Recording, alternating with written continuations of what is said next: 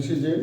बच्चों कल मैंने आपको बताया, पिछली वीडियो में बताया आपको मैंने कि 20 डेज में कैसे बोर्ड के अंदर टॉप किया जाए और जीमेंस में कैसे सिलेक्शन हो। आपने देखा होगा वीडियो को, नहीं देखा तो पहले उसको देखिए किस तरह से आपको जो है 20 डेज के अंदर बोर्ड के अंदर टॉप बनाया जाता है। तो उसके मैंने प्रोसेस बताया, उस प्रोसेस को फॉलो करेंगे बच्चों। कल से मैं आपको जो है आगे के 20 डेज के अंदर सारे वो वीडियो डालूंगा जिसमें आपको 20 डेज के अंदर ही आप सिलेक्शन होंगे और 100% आपके बोर्ड के अंदर मार्क्स आएंगे बच्चों। तो नेक्स्ट वीडियो के अंदर आप जरूर देखें और लाइक और सब्सक्राइब नहीं करना भूलें। जितने लाइक और सब्सक्राइब करेंगे अपने दोस्तों को भेजेंगे, अपने परिवार में भेजेंगे, उनको कहीं आप स्टेटस पे लगाइए ताकि बच्चों को ज़्यादा बेनिफिट मिले। जितने भी शहर जितने भी जहाँ पर भी है उन बच्चों को भी फायदा मिले। तो बच्चों ज़्यादा लाइक और सब्सक्राइब करें और अपने स्टेटस पे भी लगाएं। तो देखिए बच्चों, आज मैं आपको इंपोर्टेंट क्वेश्चन दे रहा हूँ, इन क्वेश्चन को करिए। 100% बोर्ड के अंदर तो आपके नंबर आएंगे, लेकिन साथ ही साथ कंपटीशन में भी सिलेक्शन होगा। जैसे आप एनडीए ऑल इंडिया का कोई भी कंपटीशन दे रहे हैं। तो बच्चों आज अपन इंपोर्टेंट क्वेश्चन ले रहे हैं। तो देखिए इंपोर्टेंट क्वेश्चन अपन कैसे करेंगे। ये सवाल आप अपनी कॉपी में लिखिए, इसके आंसर भी दीजिए बच्चों। फिर भी कोई प्रॉब्लम है तो कमेंट्स बॉक्स में डालिए और मेरे से पर्सनल नंबर पे आप पूछ सकते हैं।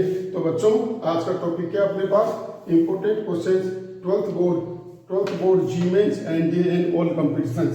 तो बच्चों पहला सवाल है, if 2x4 x - 8 = 0 find x।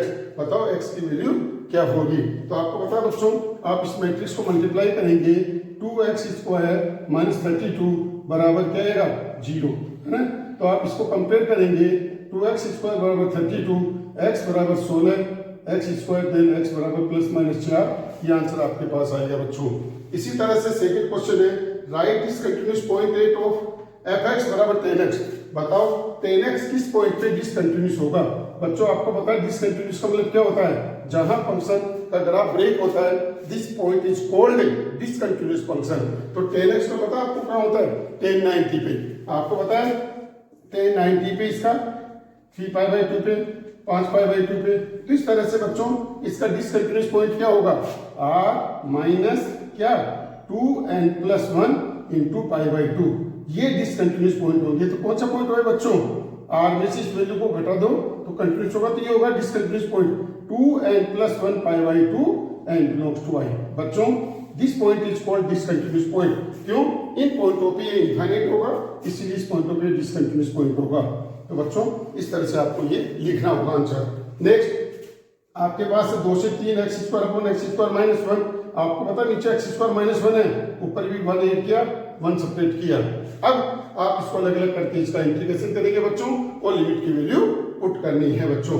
Next अगला क्वेश्चन आपके पास है, dx/x² + 2x + 2 dx आप परफेक्ट स्क्वायर बनाएंगे बच्चों इसका +1। क्या बना इसका, tan inverse x + 1 answer plus c answer. ये होगा बच्चों।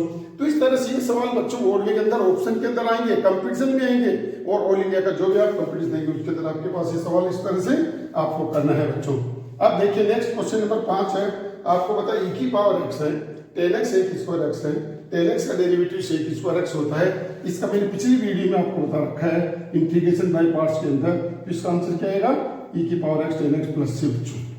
नेक्स्ट अगला क्वेश्चन है बच्चों, 2 लाइन वेक्टर फॉर्म में दे रखी है बच्चों। आपको कंडीशन बतानी है, राइट कंडीशन ऑफ परपेंडिकुलर, दोनों के परपेंडिकुलर होने की कंडीशन क्या होती है बच्चों। आपको पता है 2 लाइन आर परपेंडिकुलर कब होगी, जब b1 वेक्टर डॉट b2 = 0 होगा। तो 2 line are perpendicular if b1 vector dot b2 vector = 0। ये इसका आंसर आएगा बच्चों, ठीक है। Next if tan inverse 5 + cot inverse x = π/2 find x है। तो बताओ x की वैल्यू क्या होगी बच्चों। आपको पता है सेकंड फॉर्मूला क्या बता रखा मैंने, tan inverse x + cot inverse x = π/2। इसकी जगह x है, इसकी जगह 5 है। तो बच्चों x बराबर क्या आंसर आएगा, 5 आंसर आएगा बच्चों इसका। तो इस तरह से आपको आंसर देना है इसका। Next find projection a vector on b vector. Projection का मतलब छाया, प्रक्षेप ज्ञात करना है बच्चों। a वेक्टर बराबर ये, b वेक्टर बराबर ये। तो बताओ इसका प्रोजेक्शन क्या होगा बच्चों। प्रोजेक्शन का फॉर्मूला होगा a vector dot b vector upon b vector का मोड। ये आ गया आपके पास इसका प्रोजेक्शन।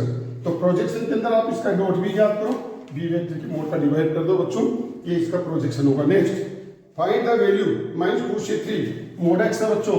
मोड एक्स को कैसे खोलेंगे आप? पहले लिखेंगे -2 से 0 minus x D x plus minus ये 0 से 3 एक्स डी एक्स।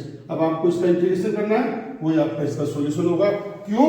क्योंकि मैंने पिछली वीडियो में आपको बता रखा मोड एक्स को कैसे एक्सपेक्ट करते हैं।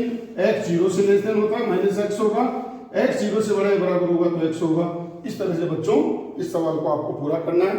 ये 2 नंबर में भी आ सकता है, 1 नंबर में भी आ सकता है, ऑप्शन में भी आ सकता है और बड़े क्वेश्चन में भी आपको दे सकते हैं। नेक्स्ट क्वेश्चन नंबर 10 है आपके पास बच्चों प्रोबेबिलिटी। प्रोबेबिलिटी ऑफ पी बराबर 0.7, प्रोबेबिलिटी ऑफ एफ बराबर 0.4, पी इंटरसेक्शन, इसका मतलब प्रोबेबिलिटी ऑफ इंटरसेक्शन एफ बराबर 0.3। बताओ इसकी वैल्यू क्या होगी बच्चों? तो आपको पता है इसका मतलब क्या है? P upon F, conditional probability. आपको पता है इसका फॉर्मूला क्या होता है? इसका फॉर्मूला होता है probability E intersection F upon P F. तो बच्चों आपको ये वैल्यू दे रखी है, ये वैल्यू दे रखी है, रख दीजिए, वही आपका आंसर होगा। Next probability of intersect E minus F. E minus F का मतलब क्या हुआ? एलोन। ई अलोन, अलोन का मतलब है, आपको पता है इसकी फॉर्मूला क्या होगा? P E minus probability of intersection है। बच्चों इस फॉर्मूले में इसकी वैल्यू रख दीजिए, वही आपका आंसर होगा। तो इस तरह से फॉर्मूले आपको मैंने लिखा रखे, उनको याद करें और सवालों में रखिए। नेक्स्ट अगला क्वेश्चन है बच्चों ए बराबर ये ए स्क्वायर बराबर के ए। तो ये मैट्रिक्स दे रखी है, इसका ए स्क्वायर, इसको 2 बार मल्टीप्लाई करो, ये वैल्यू रखो, कंपेयर करो, के की वैल्यू निकालो। के इज आर्बिट्री कांस्टेंट, इसीलिए के मैट्रिक्स नहीं है, के की वैल्यू कांस्टेंट नंबर में आएगी बच्चों, ये नंबर में आपके पास आएगी। नेक्स्ट क्वेश्चन नंबर 12 है बच्चों, if differential equation dy upon dx plus y cot x बराबर 2x plus x cube, find integration factor. बताओ इसका इंटीग्रेशन फैक्टर क्या होगा? आपको पता है इंटीग्रेशन फैक्टर बराबर क्या होगा? e की पावर p dx। क्या? e की पावर p dx। ये देखो p है, ये q है, ये कोट x आ गया बच्चों। कोट x का इंटीग्रेशन क्या होगा? e की power log sin x। e से log कैंसिल होगा, sin x इसका आंसर होगा बच्चों। तो इस तरह से आप इसको सोल्व करके यहां लिखेंगे। ये आपके पास सवाल इस तरह से, find A vector in the direction vector, इसकी डायरेक्शन में जिसका मैग्नीट्यूड 12 है बच्चों। क्या करोगे आप इसके अंदर? पहले तो आप एक केप निकालोगे, एक केप को 12 से मल्टीप्लाई करोगे बच्चों, 12 एक केप। क्यों? उसकी डायरेक्शन में 12 मैग्नीट्यूड गिवन है। तो बच्चों आपको इसके अंदर 12 से इसका यूनिट वेक्टर निकालिए, 12 से मल्टीप्लाई करिए। Find absolute maximum value of y बराबर x cube minus 3x plus 2। Maximum value AOD का सवाल है बच्चों, ये जो आपके 1 नंबर 2 नंबर इसमें आएगा। क्या करना है आपको? इसका डेरिवेटिव करना है, इंटरवल के अंदर देखना उस पॉइंट को और उससे अपने को मैक्सिमम वैल्यू फाइंड आउट करनी है। नेक्स्ट 15 क्वेश्चन है बच्चों मैट्रिक्स का, a बराबर 2 1 5 7, find value a into A disjoint से। आपको पता है बच्चों इसका फॉर्मूला क्या होता है? a इंटू ए डिजॉइंट से बराबर क्या? मोड a की पावर, है ना। तो आपके पास डिटरमिनेंट निकालो इसका बच्चों, और डिटरमिनेंट से को डिटरमिनेंट जैसे मल्टीप्लाई कर दो तो आपके पास इसका आंसर आएगा। Find the slope of the curve, इस कर्व की स्लोप, स्लोप का मतलब क्या होता है बच्चों? dy upon dx is called slope. ये स्लोप होती है, तो आप इसका डेरिवेटिव करो, पुट कर दो, देन इज कॉल्ड स्लोप। तो ध्यान रखिए बच्चों, dy upon dx means a slope, है ना। तो आप कंफ्यूज भी नहीं पड़े, dy अपॉन dx मतलब स्लोप होता है बच्चों। नेक्स्ट क्वेश्चन नंबर 17 है बच्चों, find the value of tan inverse minus 1/√3 plus cot inverse 1/√3 plus tan inverse sin minus π/2। तो इसकी प्रिंसिपल वैल्यू क्या होगी? माइनस π/6। इसकी प्रिंसिपल वैल्यू क्या हो गई? π/3। इसमें क्या है? sin माइनस 90, sin माइनस 90 का मतलब -1 और tan इनवर्स -1 हो गया, इसकी प्रिंसिपल वैल्यू माइनस π/4 हो गई। इस तरह से इनको ऐड कर लीजिए, वही बच्चों आपका आंसर होगा। तो बच्चों इस तरह से अपनी सीबीएसई बोर्ड के अंदर 18 क्वेश्चन आएंगे, मैंने 17 क्वेश्चन दिए हैं, एक और आएगा, इसके बाद 2 क्वेश्चन आएंगे केस बेस्ड स्टडी के कोर्स क्वेश्चन। तो 20 क्वेश्चन आएंगे, चाहे वो सीबीएसई बोर्ड हो, चाहे अदर बोर्ड हो, चाहे ऑल इंडिया का कोई सा भी बोर्ड हो, पैटर्न ये रहेगा बच्चों। इस तरह के क्वेश्चन आपको करने हैं, तो आप अपनी कॉपी के अंदर लिखो, फिर इसके आंसर लिखो। इसको कैसे करना है बच्चों?